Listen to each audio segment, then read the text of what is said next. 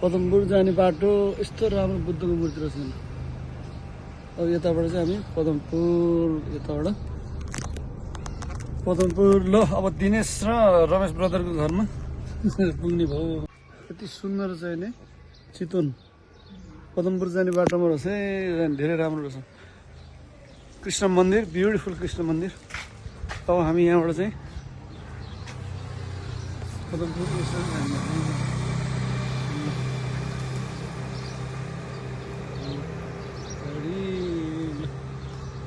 Beautiful के दाइ campus चौक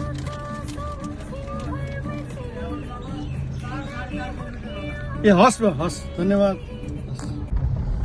ल पदमपुर यस्तो रहेछ पदमपुर। यहाँ त ग्राभल रहेछ अलिअलि। 4 नम्बरमा पुग्यौँ हामी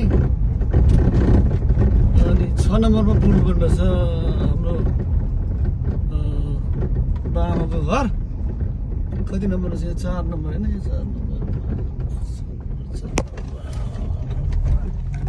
पुरा नै रहेछ ठाउँ त। पदमपुर आइपुग्यो हामी। यहाँ चाहिँ हाम्रो दिनेश ब्रदर ए यहाँ त ग्राभल पो रहेछ त बाटो त। ए बाटो त भिजेको छ। घर चाहिँ यही हो ल मैले ठ्याक्कै चिने। ल ब्रदरहरू म आइपुगेँ है यहाँ बाम चाहिँ भेट्नुलाई। ओहो ल ब्युटिफुल रहेछ ठाउँ चाहिँ ब्युटिफुल। बा नमस्कार। बाहिर बसौँ न गर्मी। बाहिर बसौँ कि गर्मी हो हजुर?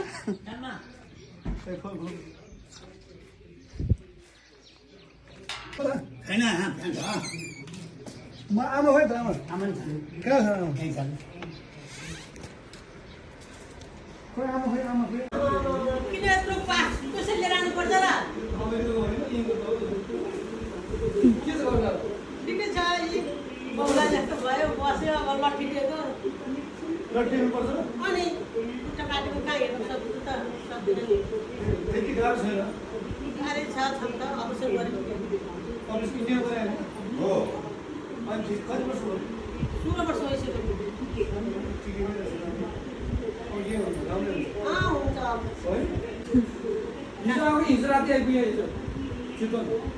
कसैले भनेको छैन दिनेश र रमेशले भनेको छैन है अनि इच्छा बसन बसन बसन अनि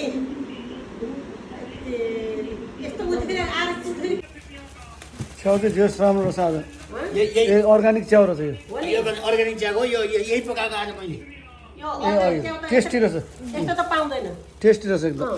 मैले त के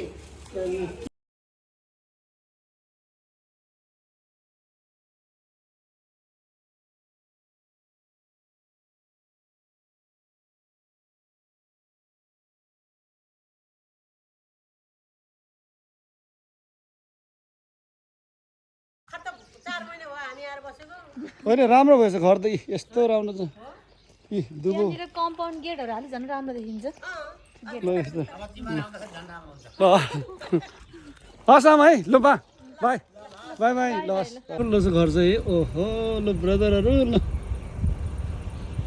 आमाले चाहिँ खानु खुवाउनु भयो। टन्न खाना खाएर हिँडेँ है आज हामी। ल beautiful beautiful Padampur beautiful. I miss you guys by by. ल